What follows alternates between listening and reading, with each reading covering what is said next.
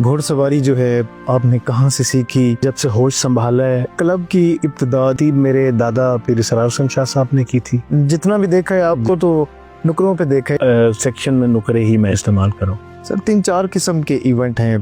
Best जो है वो सेक्शन नेज़ाबाजी और सिंगल। मुनफरिद अंदाज है आपका, कहते हैं कि आपका स्टाइल बिल्कुल अपने वालिद जैसा है। किस नस्ल का घोड़ा पसंद है? मेरी पसंद हमेशा देसी घोड़ा रहा है। सेक्शन की अगर बात करें, टीम में मेरा ये होता है कि जिस तरह की टीम मेरी भागे किसी की भी ना भागे। आपने बहुत सी फतवात हासिल की होंगी 94-95 में। उसमें मेरी टीम जो थी वो सेकंड पोजीशन में आई। नीला वाली में आई थिंक लास्ट ईयर था। बड़ी हमने मेहनत करके एक अच्छा इवेंट लोगों को दिया। मेले सारे ही अच्छे, हर बंदे की अपनी एक चॉइस होती। सरदारजादा हुसैन अब्बास वो मतलब एक बहुत अच्छा इवेंट करवाते। सुल्तान मोहम्मद अली साहब जो मेला लगवाते हैं वो भी बहुत अच्छा मेला होता है। EFP की अगर हम बात करें जी, मतलब हमारे भाई हैं सुल्तान मोहम्मद अली साहब, हम भी इसका हिस्सा थे। तो उसमें यह है कि अब EFP में काफी इम्प्रूवमेंट है।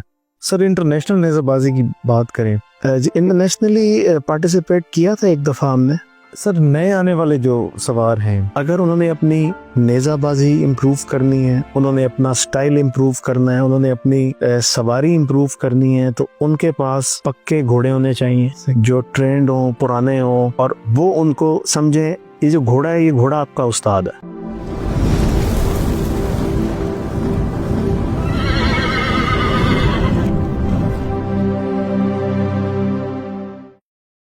अस्सलामुअलैकुम नाजरीन, मैं हूं आपका होस्ट बिलाल शफी और आप देख रहे हैं सुल्तान नेज़ाबाजी टूर्नामेंट।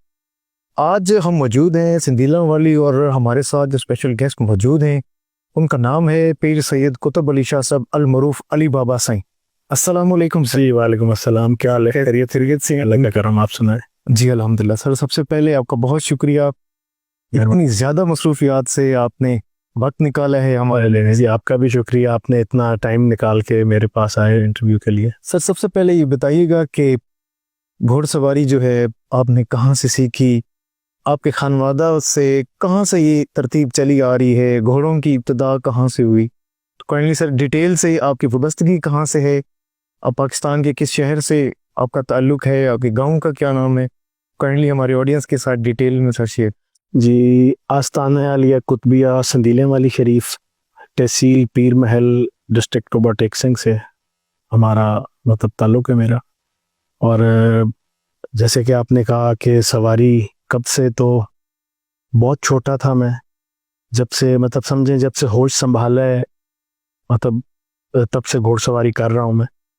और ये सिर्फ मेरी हद तक नहीं, मेरे वालिद पीर इसरार हुसैन शाह साहब वो अपने दौर के बहुत अच्छे शाह सवार रहे हैं जी। अब तो वो बीमार हैं। तो उसके अलावा मेरे दादा पीर इसरार हुसैन शाह साहब वो भी मतलब वो भी एचिसोनियन थे, मेरे वालिद भी। फिर मैंने भी एचिसन में पढ़ा कुछ अरसा, मेरा बेटा भी अब एचिसन कॉलेज में। तो मतलब ये समझें ये हमारी अब ये शौक़, ये नेज़ाबाजी, घोड़े, ये समझें हमारी रूट्स में शामिल हो चुके हैं। तो बाकी अगर नेज़ाबाजी के हवाले से देखें तो मुझे इतना याद है कि मैं घोड़े के ऊपर बैठ नहीं सकता था, मुझे उठा के कोई बिठाते होते थे घोड़े पे, तब से नेज़ाबाजी कर रहा हूँ। सर क्लब की इब्तिदा जो है वो कहाँ से हुई? आपके वालिद साहब ने की या उसके बाद कोई प्रॉपर जो तरतीब, यूनिफॉर्म, घोड़े, बाकी सेटिंग से? ये क्लब की तरतीब मेरे दादा पीर इसरार हुसैन शाह साहब ने की थी 1973 में। और उसके बाद फिर उस वक्त मेरे वालिद कोई शायद 8-9 साल 10 साल की एज होगी उनकी।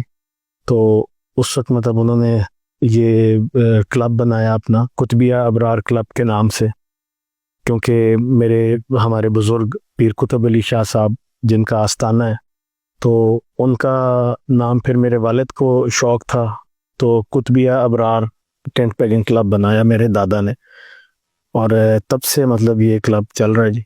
सिर्फ राउंड अबाउट इसमें कितने सवार हैं जो परमानेंट आपके क्लब में दौड़ते हैं अभी 2025 में? जी इस वक्त हमारे पास तकरीबन 20 से 21 टीमें हैं जो कुतबिया अबरार क्लब की हैं, और अल्हम्दुलिल्लाह उसमें कोई भी टीम ऐसी नहीं है जिसमें कोई भी प्रोफेशनल या कोई इस तरह के सवार हो।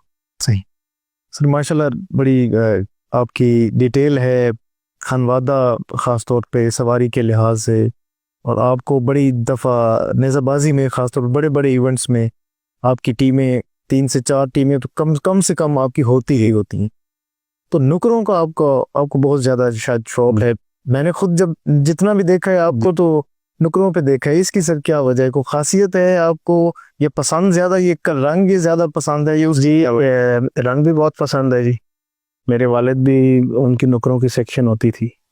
और अ, अगर आप टीम के हिसाब से देखें, टीम वर्क हो, जिस तरह टीम ऑफ 4 का आजकल नेज़ाबाजी हो रही है, तो उसमें जो नुकरे घोड़े हैं, जब सारे नुकरे होंगे तो उनका एक जो मंजर होगा, वो खूबसूरती, वो एक ज़्यादा बाकी सबसे हट के होती है। बिल्कुल ऐसे तो वैसे तो माशाल्लाह हर रंग के घोड़े हैं जी, लेकिन प्रेफर मैं करता हूँ कि सेक्शन में नुकरे ही मैं इस्तेमाल करूँ। सर 3-4 किस्म के इवेंट हैं, सिंगल नेज़ाबाजी है, सेक्शन नेज़ाबाजी है, लाइन है। अभी तो कुछ इवेंट्स अगर आपके पास खुले ग्राउंड हैं तो टीम ऑफ 8 भी जो है वो हो रही है। तो इनमें से आपको कौन सी ज़्यादा पसंद है और उसकी क्या वजह है? जी, सबसे बेस्ट जो है वो मुझे लगती है मतलब सेक्शन नेज़ाबाजी और सिंगल। सही। आज से कुछ अरसा पीछे कोई 25-30 साल अगर आप पीछे चले जाएं तो उस दौर में सवारों को लोग देखते थे जी। तो मतलब उनका फोकस होता था कौन सा अच्छा सवार दौड़ रहा है, कौन किसका स्टाइल अच्छा है, किसका घोड़ा अच्छा है, किसका स्टाइल और घोड़ा दोनों अच्छे हैं। तो इस चीज़ पे बड़ा ज़्यादा फोकस होता था लोगों का। आजकल अब सिर्फ मतलब पेग की नेज़ाबाजी, किले की नेज़ाबाजी हो गई है। तो मतलब मैं सिंगल को काफ़ी मतलब पसंद करता हूँ और सिंगल से हट के टीम ऑफ 4। सर बड़ा मुनफरिद अंदाज है आपका। मुख्तलिफ सवारों को देखा है कि वो पैग उठाया है तो वो पीछे से यूं ऊपर लेके आते हैं। तो आपका बड़ा अंदाज है, उठा के तो आप फौरन ही घोड़े की गर्दन से यूं उसको जो है वो टर्न कर लेते हैं आगे। माशाल्लाह आपके साहबजादे का भी यही स्टाइल है। इसमें सर क्या खासियत है? बस ये अल्लाह की तरफ से कुछ है मेरे वालिद का, क्योंकि जो मेरे वालिद के दौर के सवार थे जी, वो जब मुझे देखते हैं तो कहते हैं कि आपका स्टाइल बिल्कुल अपने वालिद जैसा है।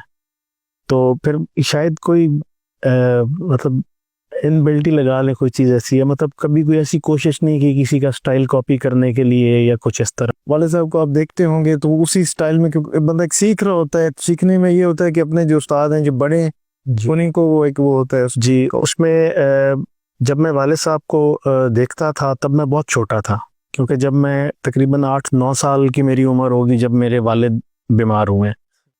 तो फिर उस वक्त तो धुंधला धुंधला सा याद आता है, लेकिन फिर ये है कि जो उनकी कोई वीडियोस पुरानी पड़ी हुई थी तो उन पे ज़रा देखता था उनका स्टाइल, कि वो किस तरह घोड़ा फेरते हैं, किस तरह दौड़ाते हैं, उनका स्टाइल कैसा है, उस सेक्शन किस तरह भगाते हैं। सही। तो बस उन्हीं को देख देख के मतलब ये जो सेक्शन का फॉर्मेशन और जो मतलब अपना स्टाइल और मतलब वो ऐसी चीज़ें इम्प्रूव होती गई आहिस्ता आहिस्ता। सर घोड़ा लफ्ज़ आ जाए तो जिसको मोहब्बत होती है, जिसको प्यार होता है, उसको तो सारे ही घोड़े पसंद होते हैं। कोई एक ख़ास नस्ल होती है, हर बंदे की अपनी अपनी चॉइस है। तो आपको किस नस्ल का घोड़ा पसंद है? मैं तो वैसे तो बहुत घोड़े हैं, मतलब पूरी दुनिया में जाएं, एंडलूजियंस हैं, एपेलूसा है, पलामिनोज हैं, और मतलब डिफरेंट किस्म के बहुत ही खूबसूरत नायाब किस्म के घोड़े हैं। लेकिन मेरी प्रेफरेंस, मेरी पसंद हमेशा देसी घोड़ा रहा है। और देसी भी, अगर देसियों में भी देखें तो देसियों में 6-7 नस्लें, कोई एक नस्ल नहीं है जी। तो देसियों में जो हमारी जो रावी की ब्लड लाइन है ना, वो सबसे बेस्ट है, मतलब परफॉर्मेंस वाइज। मतलब उनका एक तो रावी का घोड़ा दलेर होगा, ठीक, और रावी का घोड़ा बस ऐसे लगा लें कि ना ख़त्म होने वाला, खूबसूरत होगा। जिस तरह हम देसी घोड़ों में देखते हैं, उनके कान नोकों वाले, नोकदार कान हो, छोटे कान हो, उनके जो बाल हैं वो अच्छे खूबसूरत हो, उनकी मतलब कॉन्फर्मेशन जो है घोड़ों की वो खूबसूरत हो। तो वो सब चीज़ें अगर आप देखें तो वो देसी जो रावी ब्लड लाइन है उसमें।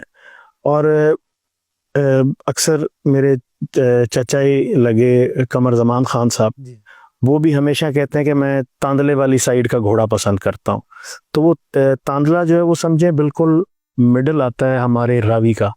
लेकिन अगर हम घोड़ों की ब्लड लाइन से, जिस तरह हम अपनी पंजाबी ज़बान में हम कहते हैं जूं, कि फलानी जूं का घोड़ा जो है जी, तो वो जो जूं स्टार्ट होती है रावी बेल्ट, वो सैयद वाला से लेके कमालिया तक।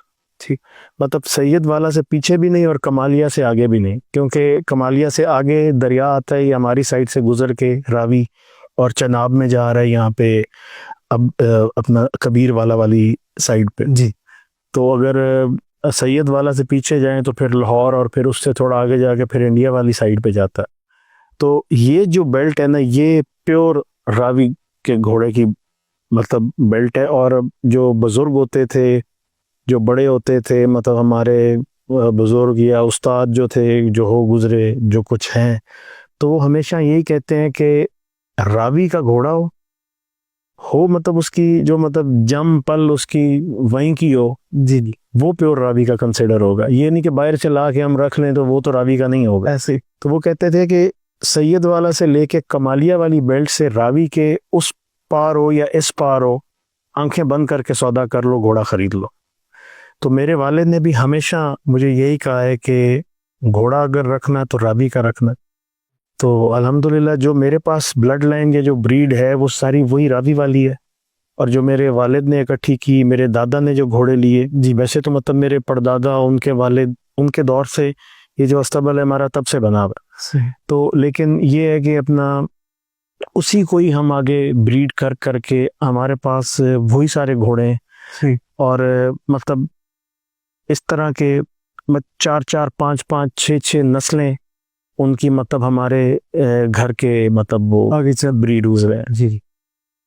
सर माशाल्लाह, जैसा कि आपने बताया कि एक अच्छी ब्रीड जो है ख़ास तौर पे रावी के घोड़ों की आप रिजर्व कर रहे हैं, तो उसके अलावा सर इसमें सिर्फ नेज़ाबाजी के घोड़े हैं, चालबाज घोड़े, या कोई इस तरह का भी आपको शौक रखते हैं? ख़ास तौर पे जैसे कुछ लोग होते हैं स्पेशल तैयार करवाते हैं अपने घोड़े, जी कोई ना कोई उस्ताद रखा होता है, तो एक उनको शौक होता है कि घोड़े का हुस्न है ना जी, जी बेशक, जैसे उसको दिखाना चाहें नेज़ाबाजी की सूरत में, घोड़ा डांस की सूरत में, इस तरह का भी कुछ है?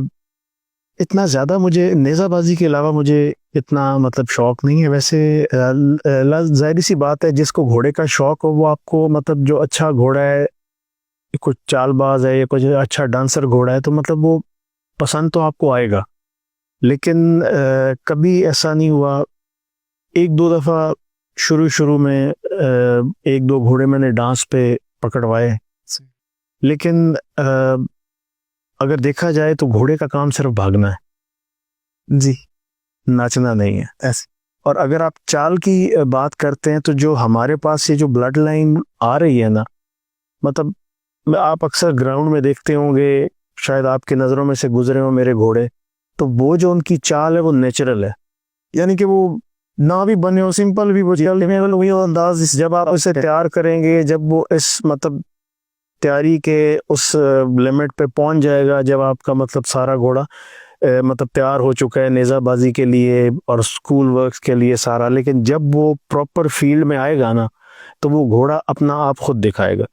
तो आज तक मतलब इस तरह हमने स्पेशली घोड़े तैयार नहीं किए कि जी पहले हम किसी उस्ताद को पकड़वाएं, उनको डांस पे लगवाएं या चाल बनवाने के लिए, और फिर उसको इस्तेमाल करें और वो चाल, क्योंकि मैं इस चीज़ के थोड़ा सा मतलब खिलाफ हूँ। जी, जी, क्योंकि जब आप घोड़े को किसी और लाइन पे लगाएंगे, फिर इस लाइन पे लगाएं, तो घोड़ा आपका प्रॉपर आपके स्कूल वर्क्स के साथ, और वो आपको घोड़ा काम नहीं देगा, वो घोड़ा ख़राब होगा अल्टीमेटली।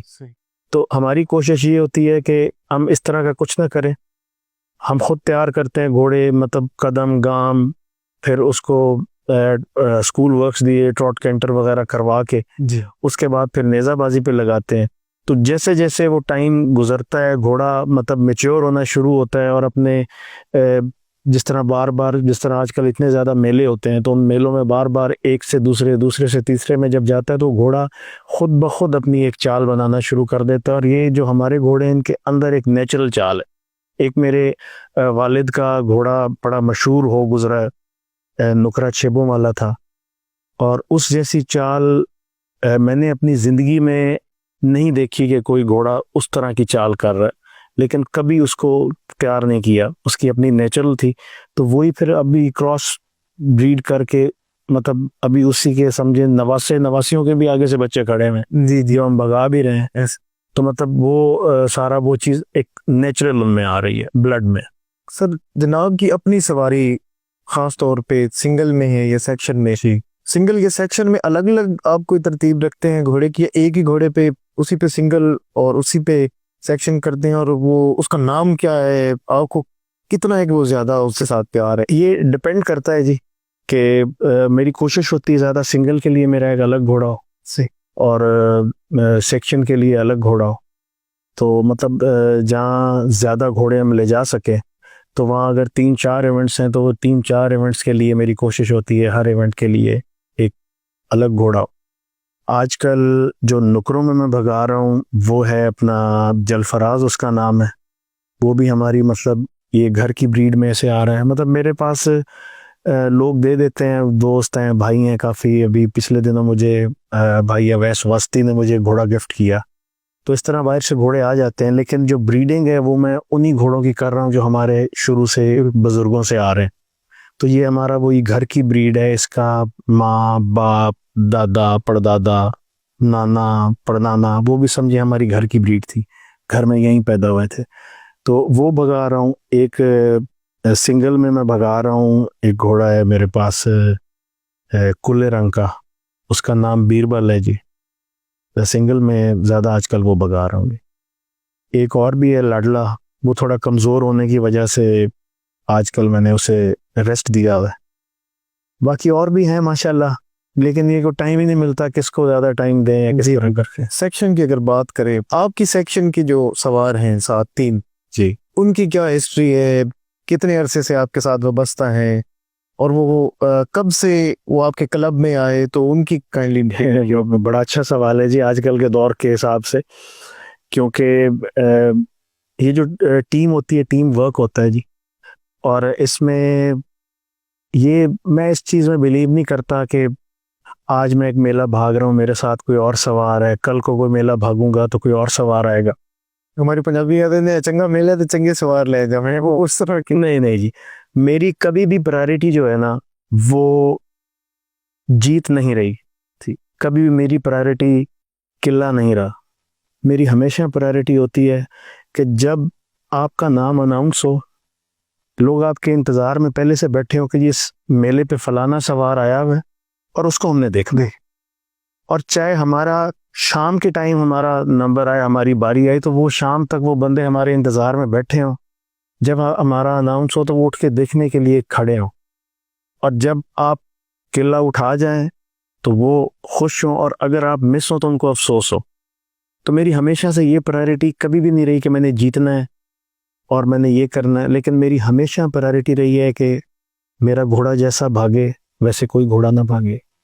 जिस तरह मैं खुद भागूं उस तरह, मतलब मैं ये तो नहीं कह सकता कि उस तरह कोई ना भागे, लेकिन मैं ये कहता हूं कि मतलब जब मैं भागूं मेरा स्टाइल हो तो एक दफ़ा लोग याद रखें या कहें कि ये सवार का स्टाइल अच्छा है। और अगर टीम की बात करें तो टीम में मेरा ये होता है कि जिस तरह की टीम मेरी भागे किसी की भी ना भागे। तो मेरा फोकस हमेशा मेरी टीम पे होता है। डिफरेंट स्टाइल के साथ भगाई टीम हमने, तो आपने भी अक्सर देखी होगी। तो ये बेसिक कॉन्सेप्ट जो था ये मेरे वालिद से आया। सही। क्योंकि मुझे याद है मेरे वालिद अलग अलग रंग के 3-4 पेन या पेंसिलें उठा के उनके ऊपर रबड़ बैंड चढ़ाते थे और फिर अपने सवारों को पास बिठा के समझाते थे कि इस तरह मैंने घोड़ा फेरना है, आप लोगों ने ये करना है। वाह। तो मतलब वो एक फॉर्मेशन और वो सारा इस तरह का उनकी कोशिश होती थी कि एक ही स्पीड के घोड़े हों ताकि कोई भी एक दूसरे से आगे पीछे ना हो जी। तो मैंने जब इनिशियली नेज़ाबाजी शुरू की, मेरे वालिद 92 में बीमार हुए, तो मैं उस वक्त तकरीबन 8-9 साल का था। तो 94 से ऑनवर्ड मैंने प्रॉपर नेज़ाबाजी शुरू की। तो मेरी कोशिश थी कि जो मेरे वालिद के सवार हैं वही मेरे साथ हो, कोई नया ना हो। तो मैंने अपने वालिद के ही सवारों को अपने साथ रखा और जितना अरसा वो मेरे साथ चल सकते थे चले। वो भी कहीं और तो किसी की टीम में भागते नहीं थे। सही। तो उसमें से 1-2 की वफात हो गई, बाकी अभी तक मेरे साथ चल रहे हैं। इस वक्त जो मेरी टीम है उसमें मेरे छोटे भाई हैं सैयद उज़ैर हसन, वो अभी रिसेंटली कोई 5-6 साल तो उनको मेरे साथ भागते हो गए। एक हुरम शहजाद भुट्टा है, वो मेरे वालिद के साथ मज़हर हुसैन भुट्टा वो भागते होते थे, और मेरे उस्ताद भी हैं। वो शुरू में मेरे वालिद साहब से मुझे जो मतलब सवारी उन्होंने दी, उसके बाद मैंने प्रॉपर उनकी शागिर्दी इख्तियार की। तो उनका बेटा है, वो मेरे साथ वो भी भागते रहे, लेकिन अभी उनकी तबीयत ठीक नहीं, तो बीमार होने की वजह से वो भी आजकल इतना ग्राउंड्स में नहीं नज़र आते। और एक मलिक ज़फ़र इकबाल ढक्कू है, वो अपना मेरे साथ 2009 से भाग रहे, क्योंकि एक पुराना सवार था जो मेरे वालिद के साथ भागता जी, उसकी रिटायरमेंट के बाद वो फिर मेरे साथ आया। तो आप खुद ही अंदाज़ा लगा लें, एक मेरे साथ 2009 का है, एक 2014-15 का, और एक 19-18-19 का, मतलब 2018-19 से। तो मेरा ये होता है कि मतलब मेरा ये मानना है कि यही आपकी टीम है, यही आपके भाई हैं, यही आपके दोस्त हैं, तो इन्हीं के साथ ही है। क्योंकि जब आपने डिफरेंट स्टाइल्स में नेज़ाबाजी करनी है, क्योंकि मैंने कोई प्री प्लान नहीं किया कि कल मेले पे जाना है तो कल मैं इस तरह करके घोड़ा लेके आऊँगा, इस तरह हम भगाएंगे, हमारा कोई इस तरह नहीं होता। जब टीम हमारी अनाउंस होती है और जब हम स्टार्टिंग पॉइंट पे जाके घोड़े अपने फेर रहे होते हैं ना, तो उस वक्त मैं इनको बताता हूँ कि क्या करना, तो ये फ़ौरन मतलब इनके माइंड को भी क्लिक करता है और फ़ौरन वो चीज़ हम कर लेते हैं। तो कभी भी हमने प्लानिंग के साथ नहीं किया, लेकिन प्रैक्टिस तो लाज़िम बात है होती है, लेकिन उसके साथ आपके माइंड सेट भी एक होना चाहिए जी। और उसके अलावा मतलब घोड़े भी ऐसे हैं कि मतलब वो ट्रेंड और सारा, तो वो चीज़ें हो जाती हैं। अगर कोई नया घोड़ा आ भी जाए उसमें, तो वो आपका सवार जो है, जो आपके साथ आपका टीम मेंबर है, अगर कोई घोड़ा खराबी कर रहा है तो फ़ौरन उसको पता है कि उसने कवर कैसे करना है। तो उसमें आके हमारी फाइनल एक फॉर्मेशन बनती है, जिसमें एक मंजर होता है अच्छा, स्टार्टिंग पॉइंट पे लोग भी उस चीज़ से देखते हैं, लुत्फ़अंदोज़ होते हैं। सर आपने बहुत सी फतवात हासिल की होंगी, कोई एक ऐसी फतह जिसको आप अभी भी याद करते हो, कौन सा ज़िला था, कौन सा मेला था जी, और कौन सी पोजीशन जी से? उसमें इस तरह जी कि नेज़ाबाजी तो बहुत ही निचली छोटी उम्र में शुरू की। तो यहाँ पे लोकली काफ़ी मेले जो यहाँ पे हमारे ज़िले में या खानेवाल की हद तक लगते रहे, वहाँ अक्सर आना जाना रहता था, क्योंकि मेरे वालिद साहब बड़ा ज़्यादा वहम करने लग गए अपनी बीमारी के बाद। तो क्योंकि हमारे ख़ानदान में एक ही एक बेटा आ रहा है जी, मेरे दादा भी एक थे, मेरे परदादा भी एक थे, मेरे वालिद, मैं, अब मेरा एक बेटा है। तो वो उनको बड़ा एक वहम था कि भाई ये दूर जाएगा, कोई कुछ हो ना जाए इस तरह करके, तो वो हमें बाहर ज़्यादा जाने नहीं देते थे। तो और अल्लाह ताला ने बड़ा करम रखा है, हमेशा हमेशा जीत नसीब हुई। काफ़ी ऐसे मेले हैं जिनमें जीतते रहे हैं, बड़े मेले भी थे, छोटे लोकल मेले भी, जिस तरह हमारे ये जटा के मेले होते हैं उसमें भी। तो 94 के एंड में 95 में जो मेरा एक पहला मेला था, जिस तरह के मतलब जो मैंने यूनिफॉर्म अपना पहन के और क्लब की नुमाइंदगी करते हुए जो पहला मेला में भागा था, वो 94 में शायद था, 94-95 में। और उसमें मेरी टीम जो थी वो सेकंड पोजीशन में आई थी। एक मुझे वो चीज़ याद है, मेरे पास वो जो मुझे मिला था, जो उसका ट्रॉफी थी, वो आज तक मैंने संभाल के रखी हुई है अपने पास। तो मेरी पहली सेकंड पोजीशन थी, मेरी ज़िंदगी का पहला मेला था, जो मतलब मैं प्रॉपर जिस तरह एक as a participant, as a player जाके मैंने नेज़ाबाजी की। वैसे तो मतलब वालिद साहब के साथ जाता था, वहाँ भगा लिए घोड़े जी, लेकिन प्रॉपर जो एक आप अपनी एंट्री दे के और अपना एज ए राइडर वहाँ पे पार्टिसिपेट कर रहे होते हैं मुकाबले में। तो उसके बाद कुछ अरसा बाद जो मेरा पहला मेला था, जो मतलब मैं अपने इस सराउंडिंग से बाहर जाके मैं भागा था, तो वो थी फैसलाबाद मंडी। सही। ये नामोआना मंडी होती है, बहुत अच्छा मेला लगता होता था वो, बहुत अच्छा ग्राउंड था, सरकारी कमेटी होती थी। तो उसमें मेरी फर्स्ट पोजीशन आई थी, तब मेरी तकरीबन कोई 12-13 साल उम्र होगी।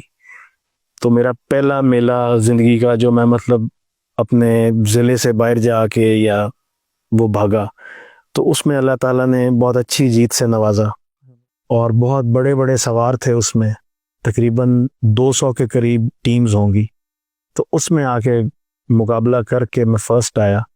तो ये एक दो जीत हैं जो मतलब हमेशा याद रहती हैं, लेकिन बाकी तो मतलब बहुत अच्छी जीतें भी हमने हासिल की अल्लाह ताला की मेहरबानी से। लेकिन ये वो चीज़ें जो मतलब हमेशा याद रहती हैं, क्योंकि वो बिल्कुल मेरा स्टार्ट था, जी जी। एक नई चीज़ थी।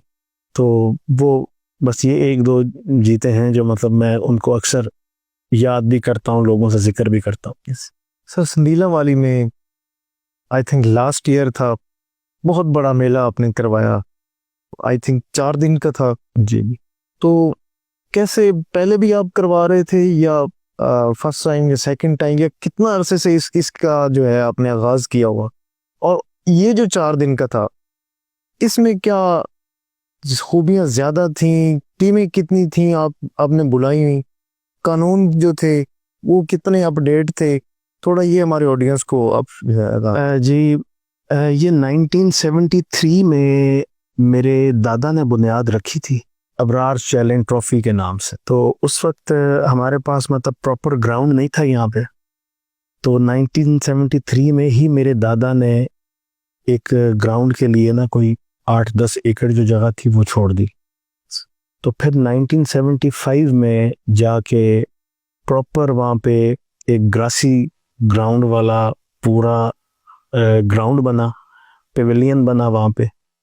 तो 1975 में जो पहला जो बड़ा मेला लगवाया था वो मेरे दादा ने लगवाया था। तो कोई भी ऐसा मेला यहाँ पे संदीले वाली में नहीं लगा जो 5 दिन से कम हो। तो उसके बाद मतलब 1975 से लेके जब तक मेरे वालिद ठीक रहे, सेहत उनकी इजाज़त देती रही, तब तक वो हर साल लगाते रहे जी। उसके बाद फिर मेरे वालिद के बीमार होने के बाद 1998 में मैंने पहला मेला लगवाया। तो उस वक्त वो मेला मैंने मतलब वो वाहिद मेला था जो 3 दिन का लगा था, तो वो मैंने लगवाया। उसके बाद फिर 1-2 साल के गैप से मतलब 1998 में लगा, फिर अपना 2001 में लगवाया, फिर एक लंबा गैप आया। सही। उस लंबे गैप में ये था कि कुछ मसरूफियात और कुछ इस तरह की, क्योंकि एक इस तरह का काम करना तो उसमें बड़ी हिम्मत चाहिए। जी बिल्कुल। और जिस तरह मैंने आपको बताया कि अकेला भाई हूँ मैं, तो उसमें ये नहीं होता कि सारे मिलके। फिर 2011 में मैंने, अली मूसा ने, हमने सब ने मिल के फिर दोबारा एक मेला लगवाया, वो हमारा 5 दिन का मेला था। सही। तो फिर उसके बाद दोबारा फिर वैसे ही गैप आया, फिर थोड़ा सियासत में भी थी दिलचस्पी, तो सियासत की वजह से भी टाइम ना मिल सका। तो फिर जाके अब ये लास्ट ईयर नवंबर दिसंबर में ये मेला लगवाया, तो ये भी गलबन 4 दिन का था। सही। तो उसमें ये है कि हमारी कोशिश होती है कि अच्छा मेला लगे, जो लोग, जो मेहमान यहाँ पे आए, उनको किसी चीज़ की कमी ना हो। और सबसे अच्छी चीज़ जो होती है ग्राउंड में वो ये होती है कि ग्राउंड की एक मैनेजमेंट अच्छी हो, उसके अलावा आपको इवेंट अच्छा मिले। अब ये देखें कि हम बहुत दूर दूर तक हम गए हैं, नेज़ाबाजियाँ की हैं, आज़ाद कश्मीर तक नेज़ाबाजियाँ जी। तो उसमें ये चीज़ होती है कि जब आप इतना दूर से इतना सफ़र करके अपने घोड़ों को भी, मतलब इतना लंबा सफ़र तो घोड़ों को भी थका के, खुद भी इतना ज़्यादा करके आप जाएं और आगे ग्राउंड अच्छा ना हो, तो मेन फोकस जो होता है वो ग्राउंड पे होता है। जब ग्राउंड आपका अच्छा हो तो समझें आपका वो खर्चा भी पूरा हो गया, आपकी हर चीज़ जो है वो मतलब पूरी हो गई, आपका समझे, वो कहते हैं ना, घर पूरा हो गया जी जी। तो उस तरह। तो उसमें सबसे ज़्यादा मेरा फोकस हमेशा मेरे ग्राउंड पे रहा है। जब भी मैंने मेला लगवाया, जब कभी हम बाहर मतलब जाते हैं मेलों पे, लोग जो जिस तरह ऑर्गेनाइज करते हैं, तो उसमें भी हम कहते हैं कि ग्राउंड अच्छा होना चाहिए। बाकी तो फिर चीज़ें देखें ना, घोड़ा आपने भगाना है ग्राउंड में, अगर ग्राउंड ही अच्छा ना हो, ग्राउंड का किसी भी कमी की वजह से आपका घोड़ा डैमेज हो जाए, तो समझें आपका तो वो सीजन भी गया। जी बिल्कुल ऐसा। वो मतलब वो साल आपका बेकार हो गया कि आपका एक अच्छा घोड़ा है और आप वो डैमेज करके ले आए ग्राउंड की वजह से, तो वो भी एक बड़ी तकलीफदेह चीज़ होती है। तो उसमें ये था कि मेहनत की सबने मिलके, मैंने, अली मूसा ने, मेरे भाई उज़ैर हसन ने और पूरी हमारी टीम ने, पूरे क्लब ने, बड़ी हमने मेहनत की, मेहनत करके एक अच्छा इवेंट लोगों को दिया। उम्मीद है लोगों को पसंद आया होगा और उससे वो याद रखेंगे। ऐसे सर पाकिस्तान में जैसा कि आप इवेंट करवाते हैं, ये लास्ट ईयर आपने करवाया, और भी बहुत से अच्छे अच्छे मेले हो रहे हैं, हर कोई अपनी हैसियत के मुताबिक इवेंट करवा रहा है। जी सारी चीज़ों को मद्देनज़र रखते हैं, घोड़ों का चारा है, मेहमानों को बिठाना सुलाना, बाकी ग्राउंड की जितनी भी ऑर्गेनाइजेशंस होती हैं उनको देखते हैं। मेले सारे ही अच्छे हैं, जी हर बंदे की अपनी एक चॉइस होती। आपकी लिस्ट में कोई से 4 5 6 आप कहें कि ये एक पे मुझे, मेरे ज़ाती राय, मुझे ये एक पे ये पसंद है, दूसरे नंबर पे ये, तीसरे पे ये, चौथे पे ये कुछ 4 5 आपकी लिस्ट में कौन से ऐसे मेरी मेले तो ओवरऑल अगर पूरे पाकिस्तान में देखा जाए तो बहुत अच्छे लेवल के मेले लग रहे हैं, सरकारी भी लग रहे हैं, प्राइवेट भी, लेकिन आजकल ज़्यादा ट्रेंड प्राइवेट मेलों का है। ऐसे? तो प्राइवेट मेलों में एक मेहनत और लगन और एक वो सारी वो चीज़ देखे ना, तो मेरे भाई सरदारज़ादा हुसैन अब्बास, वो मतलब एक बहुत अच्छा इवेंट करवाते आए शुरू से, लेकिन पिछले चंद सालों से उन्होंने मतलब नेज़ाबाजी की खातिर उन्होंने एक बहुत बड़े कदम उठाए।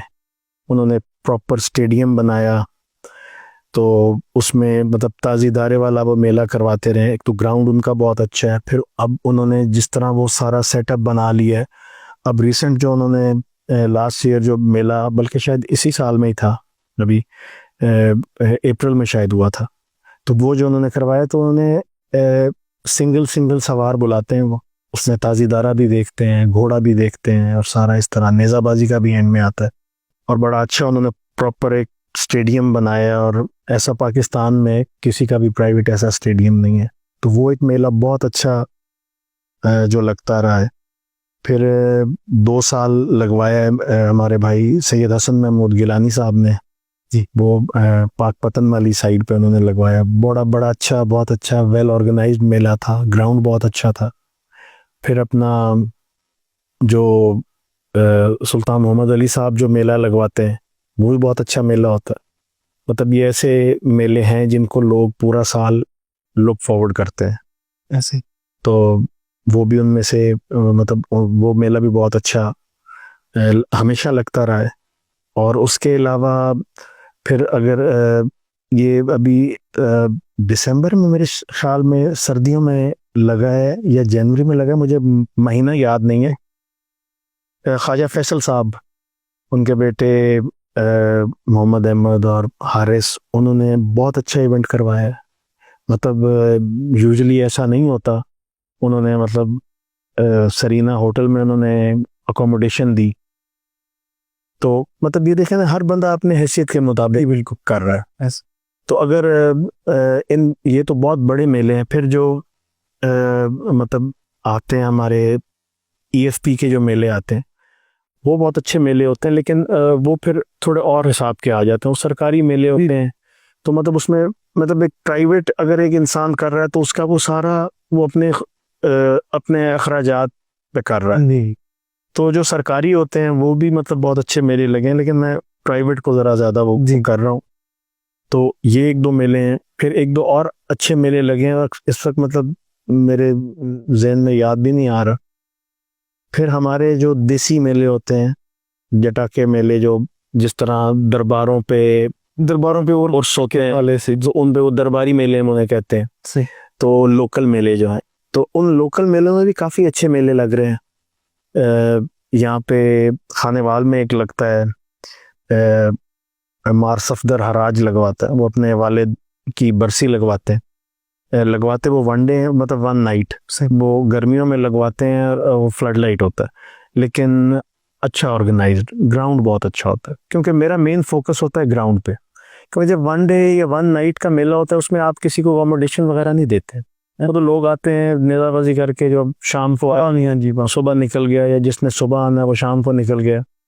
तो वो अच्छा वेल ऑर्गेनाइज्ड, अच्छा ग्राउंड, अच्छा इंतज़ाम उसके साथ होता है। फिर रावी बेल्ट पे एक दो अच्छे मेले होते हैं। एक वो 56 चक है, वहाँ पे अच्छा मेला लगता है।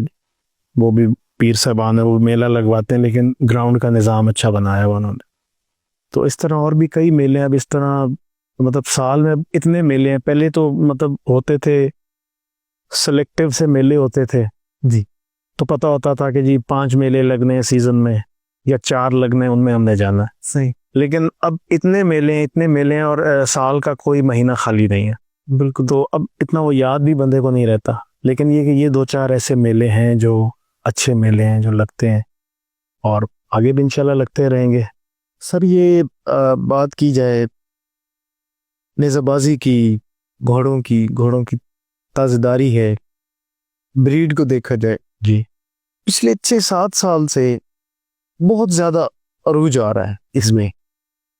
हालांकि अगर हम टेक्नोलॉजी को देखें, इस दौर को देखें, बड़ी स्पीड में हम टेक्नोलॉजी की तरफ जा रहे। घोड़ा जो है रवायात है, अंबिया की विरासत है। ख़ास तौर पे कुछ दरगाह हैं, जैसे आपका ये सिलसिला है, और भी बहुत सी ऐसी दरगाह हैं जो घोड़ों को लेके चल रही हैं।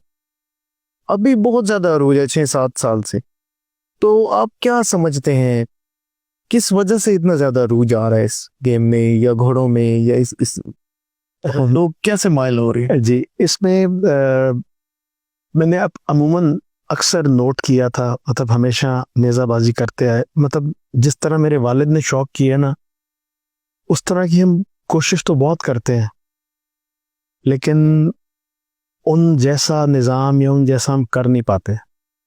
तो अक्सर मेरे वालिद मुझे कहते हैं कि मैंने इस नेज़ाबाजी में बड़ी मेहनत की है, बड़ा नाम कमाया है, तो मेरा नाम ही ना डबो देना गंदी नेज़ाबाजी करके या गंदा शौक करके। तो मैंने कहा जी आप बस दुआ करें, तो अल्लाह की मेहरबानी से मैं उस चीज़ को कायम रखूँगा। जी।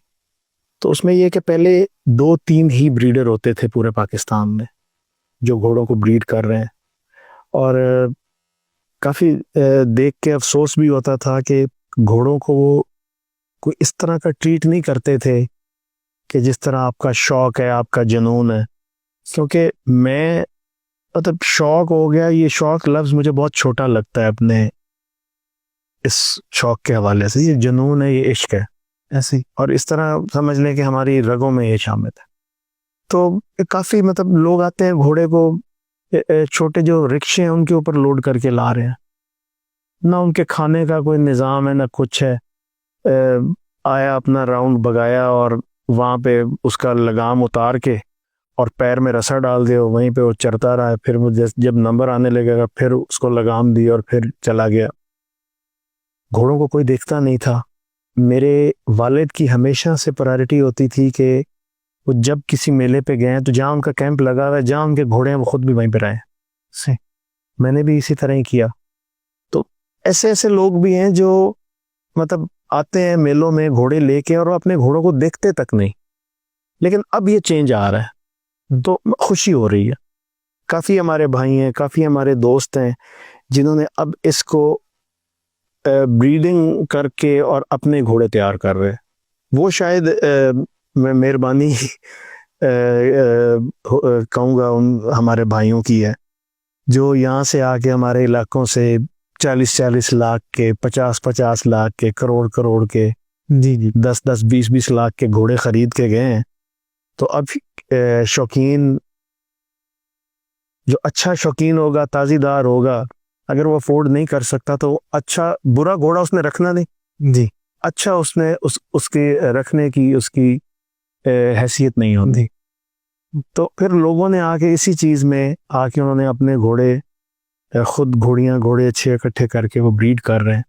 तो अब ये काफ़ी चेंज आया है, तो ये अच्छी बात है। मुझे बड़ी खुशी हुई है इस चीज़ से। सर, EFP की अगर हम बात करें, जी लाहौर चैंपियनशिप, मुझे नहीं लगता कि शायद कोई राइडर हो और लाहौर चैंपियनशिप का इंतज़ार ना हो। जी उसकी वजह है कि पूरी क्रीम होती है वहाँ पे सवारों की, सारे बड़े बड़े क्लब, बड़े बड़े राइडर्स वहाँ पहुँचे होते।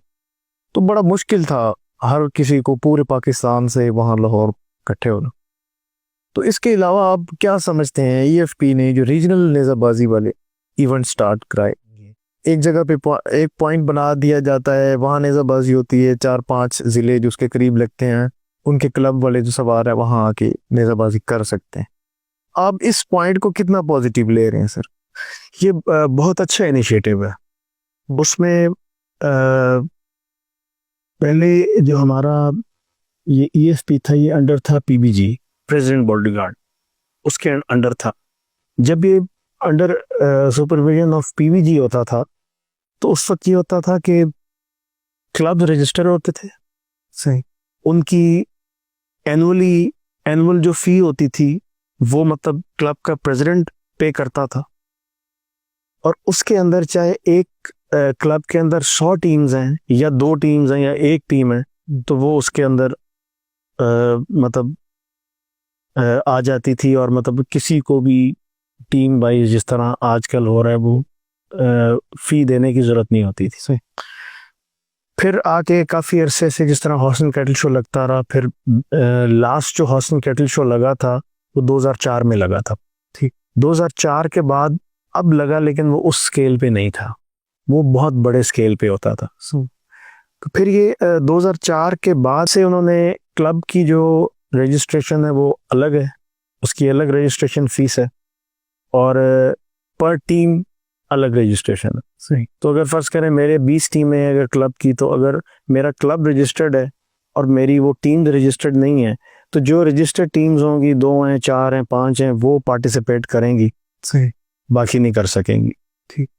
अगर हम रीजनल की बात करें तो ये बहुत अच्छा इनिशिएटिव है, क्योंकि इतना ज़्यादा इकट्ठा हो जाता है निज़ाम, 1000-1200 राइडर इकट्ठा हो जाता है जी, तो इतनी टीम्स को मैनेज करना बड़ा मुश्किल होता है। शुरू में हमें काफ़ी प्रॉब्लम्स हुई हैं, मतलब 2014-15 में या शायद उससे 1-2 साल पहले, मुझे एग्जैक्ट साल याद नहीं है जी, तो उसमें रश बहुत ज़्यादा हो गया, क्योंकि हर बंदा लुक फॉरवर्ड कर रहा होता है जी लाहौर भागना, लाहौर भागना ऐसे, तो उसमें उसी तरह ना वो लाहौर वाली नेज़ाबाजी को ना, वो मतलब चाहे वो जिस तरह भी है वो कोशिश करते हैं कि पहुंचे वहाँ पे। तो जब ज़्यादा रश हो जाता है तो जो ऑर्गेनाइजर्स हैं वो उस पर पूरा नहीं उतर सकते।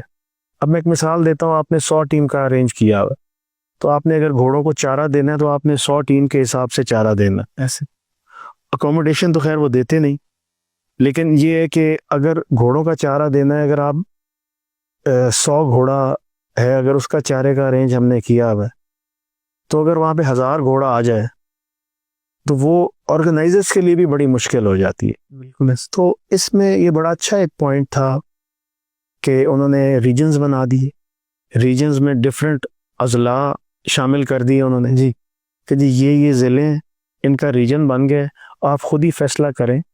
उसमें रीजन के उन्होंने मेंबर्स बना दिए, एक उन्होंने एक बॉडी बना दी, तश्कील दे दी, जिसमें उन्होंने कहा कि आप आपस में फैसला करें कि आपने जो आपका जो रीजन बन गया, आपने उसमें किस ज़िले में, किस तहसील में आपने मेला ऑर्गेनाइज करना है सही, ईएफपी का। तो वो जो मतलब हमारे जो मेंबर्स थे उन्होंने फिर अपने अपने मशावरत करके उन्होंने वो फाइनल किया कि जी हम फलानी जगह पे मेला लगवा लेंगे। जी, अब हमारा जो मेरा रीजन बनता है, मेरा रीजन बनता है फैसलाबाद, सही, लेकिन भाई हसन महमूद गिलानी है, वो मेंबर भी है, इसी मेंबर भी हैं। जी, तो उनका क्या हुआ कि उनके अंडर सुपरविजन वो रीजन आ गया, लाहौर रीजन जो था, सही, तो उसमें साहिवाल, खानेवाल, मुल्तान तक ये सारा उसी रीजन में ऐड कर दिया। तो वो उन्होंने फाइनल की, जो उन्होंने मतलब इवेंट के लिए जो जगह उन्होंने फाइनल की वो लाहौर उन्होंने की, पंजाब यूनिवर्सिटी। सही, तो मैं उनकी वजह से फिर अपना रीजन छोड़ के मैंने लाहौर रीजन में जाके पार्टिसिपेट किया है। तो इसी तरह डिफरेंट रीजन्स में से फिर वहाँ उन्होंने नंबर्स काउंट किए, तो जो 10-10, 12-12 टीम्स थीं वो उनमें से कलेक्ट हुई हर रीजन में से। और फिर जो लाहौर जो नेशनल चैम्पियनशिप, लाहौर चैम्पियनशिप नहीं थी, नेशनल चैम्पियनशिप जो थी, उसमें हिस्सा लिया। लेकिन बाय द टाइम वो लाहौर चैंपियनशिप हुई, उसमें और भी काफ़ी समझे आउटसाइडर्स जो थे वो आ गए। फिर भी EFP पिछले कुछ सालों से बहुत इम्प्रूव किया है। और मतलब हमारे भाई हैं सुल्तान मोहम्मद अली साहब, हम भी इसका हिस्सा थे। EFP का जो इलेक्शन हुए सारे मिलके हमने किया, तो उसमें यह है कि अब EFP में काफ़ी इम्प्रूवमेंट है, डे बाय डे मज़ीद हमें इम्प्रूवमेंट नज़र आ रही है। ये अच्छी चीज़ है, हमें करना चाहिए, क्योंकि बहुत पहले मतलब हम सवार जब जाते होते थे मेलों पे, हॉर्स एंड कैटल शोज पे भी जाते थे जी तो बड़ा अजीब सा ट्रीट किया जाता था। सही। तो मतलब कोई भी वहाँ पे जाता, लेकिन अब काफ़ी डिफरेंस है उस चीज़ में। तो मैं चाहता हूँ, मतलब ख्वाहिश है कि मज़ीद इम्प्रूवमेंट आए। सर इंटरनेशनल नेज़रबाजी की बात करें, देसी नेज़रबाजी हमारा सरमाया है जी, हमारी तहजीब है, हमारा कल्चर है। आप ज़ाती तौर पे कभी मसरूफियात ऐसी थी या क्या कोई इंटरनेशनल नेज़रबाजी आप अपनी नेज़रबाजी को वहाँ कोई ऐसी तरतीब नहीं? इंटरनेशनली पार्टिसिपेट किया था एक दफ़ा हमने 2000 में, ईयर 2000 में। ठीक। लेकिन लेकिन मैं मतलब हूँ ज़रा ओल्ड स्कूल ऑफ थॉट का बंदा, नहीं तो मुझे अपना ये ट्रेडिशन कल्चर, मैं ज़्यादा मेरा फोकस इस चीज़ पे होता है। जी तो पहले जब हमारी पाकिस्तान टीम जाती थी तो प्रॉपर हमारा यूनिफॉर्म होता था, सफ़ेद शलवार, बोस्की का कुर्ता, ऊपर हमारा जो पाकिस्तान की हमारी जो वेस्ट कोट होती थी या ब्लेज़र होता था, तो फिर हमारी वही जो पगड़ी दस्तार जो हमारी होती थी। तो वो जब पाकिस्तान टीम वहाँ पे जाती थी तो उसमें आके मतलब एक पाकिस्तान को रिप्रेजेंट करने जाते थे, तो पूरा हमारा, हमने जब अपने मुल्क को रिप्रेजेंट करना है तो हमने अपने मुल्क का कल्चर रिप्रेजेंट करना है। सही तो वो अच्छा लगता था। सही। ठीक है, अब हमारी टीम्स अच्छा परफॉर्म कर रही हैं, लेकिन वेस्टर्न अंदाज से, तो हम अपना कल्चर प्रमोट नहीं कर रहे।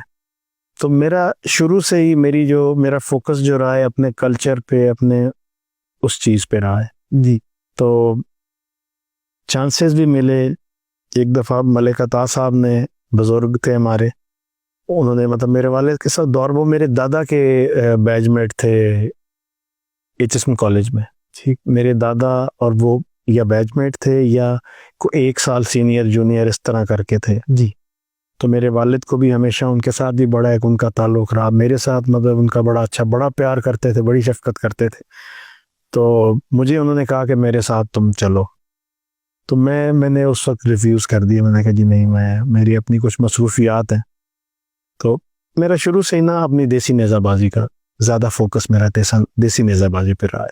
दिल करता है, अब भी करता है, लेकिन अब वो एज भी नहीं रह गई सही। और ना वो फिज़ीक रह गई है, तो फिर वो ज़्यादा मेरी प्रेफरेंस अपनी देसी नेज़ाबाजी होती है।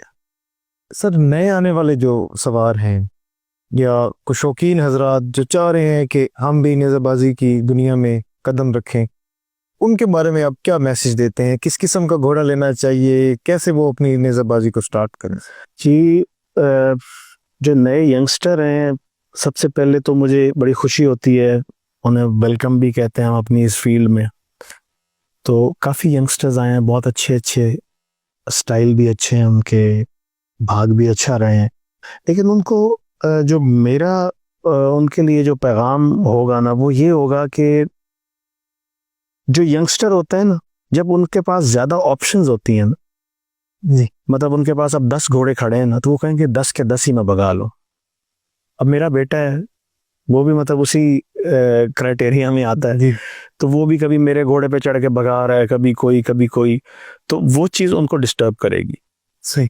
अगर उन्होंने अपनी नेज़ाबाजी इम्प्रूव करनी है, उन्होंने अपना स्टाइल इम्प्रूव करना है, उन्होंने अपनी सवारी इम्प्रूव करनी है, तो उनके पास पक्के घोड़े होने चाहिए सही। जो ट्रेंड हों, पुराने हों, और वो उनको समझे ये जो घोड़ा है, ये घोड़ा आपका उस्ताद है। ठीक। तो वो आपको बहुत कुछ घोड़ा ही दे देगा। जब घोड़ा ही नया होगा, अनट्रेंड होगा, मैच्योर घोड़ा नहीं होगा, तो आप कभी भी उस पे ना ही अपनी सवारी बेहतर कर सकेंगे, ना ही अपनी आपकी ग्रिप होगी उस पे, ना ही आपकी नेज़ाबाजी अच्छी होगी, और ना ही आपका स्टाइल डेवलप होगा। सही। तो उनके लिए मैं यही कहना चाहूँगा कि वो घोड़ा लें जो पक्का हो, और उसको 2 साल 3 साल जितनी उसकी ज़िंदगी है उसको आप भगाएं, उसके रिटायर होने तक उसे भगाएं, अपने आप को आप इम्प्रूव करेंगे। जब आप इधर उधर के नए घोड़े, चालबाज घोड़ों को देखेंगे, चालबाज घोड़े बेसिकली तेज मिजाज घोड़े होते हैं। जी। तो जब आप ऐसे घोड़ों पे हाथ रखेंगे तो वो आपको संभलने ही नहीं देंगे। वो समझे, वो कहते हैं ना, अपनी जबान वो अपने दम दी पाई रख से। तो इस तरह वो ये कि अच्छे घोड़े, पुराने मैच्योर घोड़े होंगे उनके पास, तो उनकी हर चीज़ इम्प्रूव होगी। जी नादरीन, जैसा कि आपने सुना नेज़ाबाजी के बारे में बड़ी तफसील से पीर सैयद कुतुब अली शाह साहब ने अपने क्लब के बारे में, अपने घोड़ों के बारे में, अपनी टीम के बारे में और अपनी नेज़ाबाजी के बारे में बताया। अगले पॉडकास्ट तक के लिए इजाज़त दीजिए। अल्लाह निगहबान।